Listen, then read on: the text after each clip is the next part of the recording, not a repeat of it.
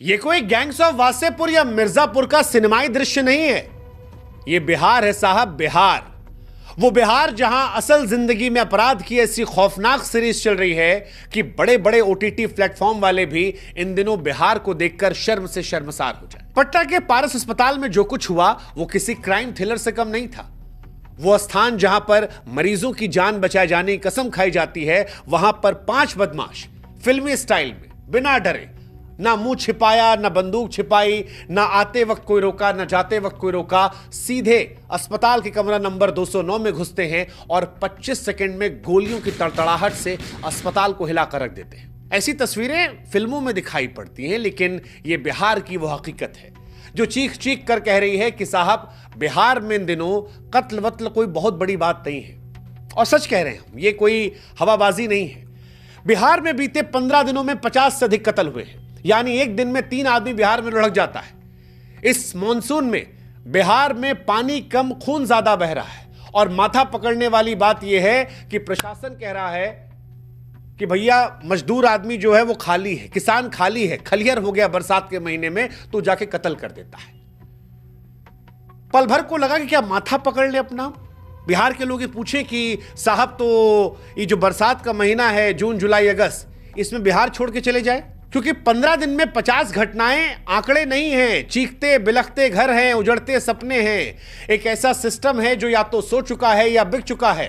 और इसीलिए आज हम कह रहे हैं कि बिहार अब राज्य नहीं है, बिहार एक शूटिंग रेंज बन गया है, जहां कानून की जगह बंदूक बोलती है और इंसान की जान की कीमत सिर्फ एक गोली जितनी रह गई है, सिर्फ एक गोली जितनी। पटना बिहार की राजधानी है। वो बिहार जो कभी सत्ता और प्रशासन का गढ़ था, आज अपराधियों के हवाले हो चुका है। पारस अस्पताल के आईसीयू में गोलीबारी इसका जीता जागता और डरावना उदाहरण है। 5 शूटर फिल्मी स्टाइल में पहुंचते हैं, दिन दहाड़े घुसते हैं। चंदन मिश्रा नाम का एक अपराधी होता है, उसे मौत के घाट उतारकर निकल जाते हैं। सीसीटीवी में यह घटना कैद होती है। दुखद यह था कि ना आते वक्त कोई रोका, न जाते वक्त रोका। चंदन मिश्रा खुद एक अपराधी था, पैरोल के बहाने बाहर आया था और उसकी हत्या हो गई। यह भी साधु आदमी नहीं था, ठीक बात है, 10 आदमी का यह भी हत्या किया था। लेकिन सवाल यह है कि क्या बिहार में अपराधी इतना बेलगाम है कि कभी जेल के अंदर मरवा देता है, कभी जेल से निकलते मरवा देता है, कोई पैरोल पर आए उसको मरवा देता है, और पुलिस इतनी बेबस है? क्या पुलिस का काम खाली वीआईपी ड्यूटी है? क्या बिहार में आम आदमी की जिंदगी कोई कीमत नहीं बची? पटना के एसएसपी कार्तिकेय शर्मा कहते हैं कि चंदन जो था वो दुर्दांत अपराधी था, गैंगवार ने मारा गया। यानी पुलिस भी ऐसा लगता है मान चुकी है कि बिहार में संगठित अपराध है और इसमें मरते रहते हैं लोग, इसमें कोई बहुत बड़ी बात नहीं है, कोई बड़ी बात नहीं है। लेकिन सवाल यह है कि साहब, अगर गैंगवार ही सब कुछ तय करेगा तो फिर कोर्ट कचहरी और पुलिस कानून का मतलब क्या रह गया? और एसएसपी साहब, आप कानून के रखवाले हैं, लेकिन आपके बयान से ऐसा लगता है कि आप लोगों ने या आपकी पुलिस ने बिहार में अपराधियों के सामने हथियार डाल दिया है। अरे, अस्पताल एक संवेदनशील जगह होती है साहब।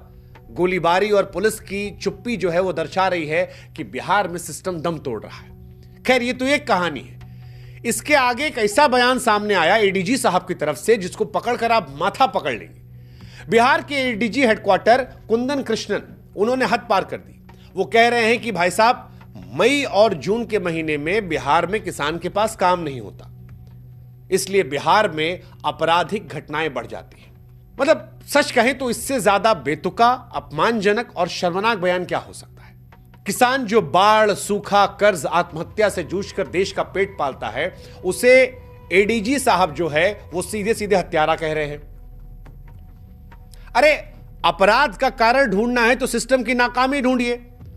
अपनी बेचारगी देखिए, बेरोजगारी देखिए, करप्शन देखिए, संगठित माफिया देखिए। आपने अपना बिल सीधे किसान पे फाड़ दिया और आम जनता पूछ रही है, साहब, अगर जून जुलाई में यही हाल है तो हम लोग क्या करें? आप बोलो 4-5 महीना घूम आते हैं। हालांकि बिहार सरकार और बिहार पुलिस इन दिनों आंकड़ा दिखा रही है। अब 2 चीज होती है, एक होता है हकीकत, रियलिटी, और एक होता है परसेप्शन। परसेप्शन आंकड़ों के जरिए बनाया जाता है और रियलिटी जो रोज दिखाई पड़ती है।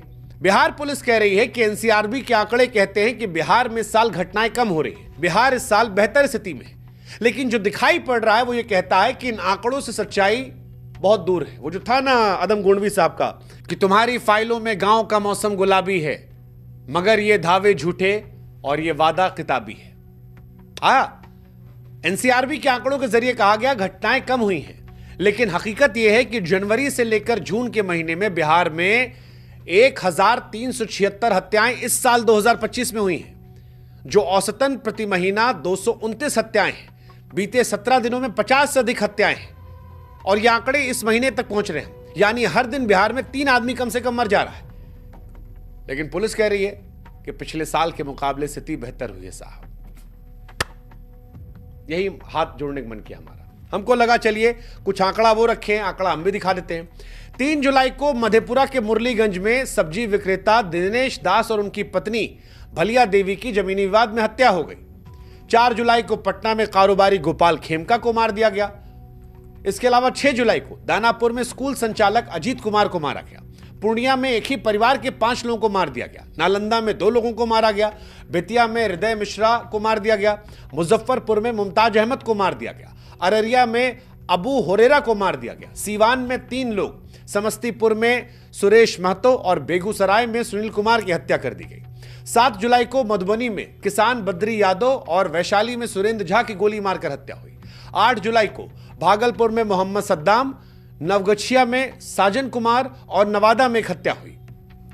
10 जुलाई को पटना में बालू कारोबारी रमाकांत यादव की हत्या हुई। जहानाबाद में शिवनंदन की हत्या हुई और समस्तीपुर में बुजुर्ग महिला की हत्या हुई। 11 जुलाई को पटना में विक्रम झा की हत्या हुई। मुजफ्फरपुर में एक व्यापारी की हत्या हुई और वेटनरी कॉलेज में एक छात्र की हत्या हुई। फिर 12 जुलाई को गया में 14 साल की बेटी और नालंदा में एक महिला की हत्या हुई।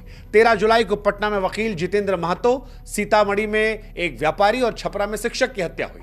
14 जुलाई में बेगूसराय और खगड़िया में हत्या हुई। 15 जुलाई को नवादा में 16 साल की सैना की हत्या हुई। अब ये हत्याएं लगातार हो रही हैं और अगर इन हत्याओं को देखकर आपके मन में ये लग रहा है कि साहब केवल गरीब आदमी मरे होंगे या अपराधी मरे होंगे, तो आप बता दें गलत है, क्योंकि बिहार में रईस भी मरे हैं। बिहार में गोपाल खेमका की हत्या ने साबित किया कि अमीर आदमी भी सुरक्षित नहीं है। गोपाल खेमका कोई साधारण व्यक्ति नहीं थे, बड़े कारोबारी थे, बड़े बड़े नेताओं से उठना बैठना था, लेकिन दिन दहाड़े उनको मार दिया गया। और कब मारा गया? जब उनको पता था कि उनकी हत्या होगी। पुलिस भी जानती थी। 7 साल पहले ऐसे ही उनके बड़े बेटे की भी हत्या हुई थी। अब ये घटनाएं बताती हैं कि ना आम आदमी सुरक्षित है ना प्रभावशाली। अपराधी किसी की हैसियत नहीं देखते, उनके लिए जान एक निशाना है। और बेउर जेल तो महान है। पटना की बेउर जेल, जिसे पटना का तिहाड़ कहते हैं, आज अपराधियों का गढ़ बन गई है। 4,500 कैदी बंद हैं और यही वो जेल है जहां से गैंगस्टर जो है एक तरीके से इसे हेडक्वार्टर बना के बैठे हुए हैं। यहीं से हत्याओं की साजिश रचते हैं। गोपाल खेमका हत्याकांड के बाद जब पुलिस ने छापेमारी की तो पटना की इस जेल से mobile, SIM card, data cable, phone number की लिस्ट बरामद हुई। अब सवाल है कि इतनी व्यवस्थाएं होती कैसे हैं? प्रशासन कह रहा है कि हैरानी है, लेकिन हम आपसे कह रहे हैं कि कोई हैरानी नहीं है। 2015 से 25 के बीच में भी यहां पर खूब फोन बरामद हुए हैं। 2025 में गैंगस्टर की बैरक से स्मार्टफोन मिले थे। जनवरी में जेल अधीक्षक विधु कुमार के ठिकानों पर छापेमारी हुई, क्योंकि उन पर कैदियों से वसूली और गैंगस्टर्स को छूट देने का आरोप था। हर बार कुछ लोग सस्पेंड हुए, फिर वही खेल शुरू हो गया। अब सवाल यह है कि जेल आज पटना में अपराधियों के लिए हेडक्वार्टर बन गई है। हालांकि ये देश के अलग अलग जेलों का भी हाल है। और अगर आपके मन में सवाल है कि ये सब कैसे होता है, रैकेट, तो भी हम बता देते हैं। क्योंकि अगर आपको ये लग रहा है गैंगस्टर से पैसा आता कहां से, वो तो जेल में रहते हैं, तो हम आपको बता दें कि अपराधी बड़े बड़े व्यापारियों, उद्योगपतियों को धमकी देकर पैसा ऐंठते हैं और जो इनकार करता है उसे ठोक देते हैं। जेल प्रशासन की मिली भगत होती है और इसी के चलते अपराधियों को कुछ नहीं होता। आपने भी देखा होगा ये जो घटना आई अस्पताल वाली, यहां पर अपराधी डरे नहीं थे, वो अपना चेहरा दिखा कर जा रहे थे, मानो जैसे कोई खलनायक पिक्चर का संजय दत्त हो कि उनको जाना है, चेहरा दिखाना है, खौफ पैदा करना है। इसके जरिए उनका प्रचार प्रसार होता है और पुलिस प्रशासन इनको शह देती है। शह देने का असर है कि वो जेल के अंदर भी सुरक्षित होते हैं, जेल के बाहर भी। और कई बार जब जेल के बाहर असुरक्षित होते हैं तो वो जानबूझ के जेल के अंदर जाते हैं ताकि सुरक्षा अंदर मिल जाए। जेल में गैंग्स का निर्माण सोची समझी रणनीति के तहत है। जब कोई नया कैदी आता है, डरता है, तो गैंगस्टर प्रभाव में लेते हैं, कांस्टेबल को पैसा देते हैं, उससे काम करवाते हैं और फिर उसे लगता है कि यही बड़ा आदमी है। फिर यहीं से गैंगस्टर नेता बन जाते हैं और उन नेता को हमारा वोट देते हैं। कई सारे ऐसे हैं जो जेल से निकलकर विधायक, सांसद, मंत्री बने हैं। पिछले लोकसभा चुनाव में हमारे देश के 46% सांसद दागी थे। 31 पर हत्या, बलात्कार, किडनैपिंग जैसे मामले थे। अब सवाल बड़ा स्पष्ट है कि जब नेताजी खुद जेल से आ रहे हैं तो जेल की स्थिति में सुधार कैसे होगी। खैर, कुल मिलाकर हम ये कह सकते हैं कि अब की सावन, अब की मॉनसून में बिहार अपराध की चपेट में है। अस्पताल में जबरदस्त गोलियां चल रही हैं, जेल अपराध का अड्डा बनी है और पुलिस बेबस नजर आ रही है।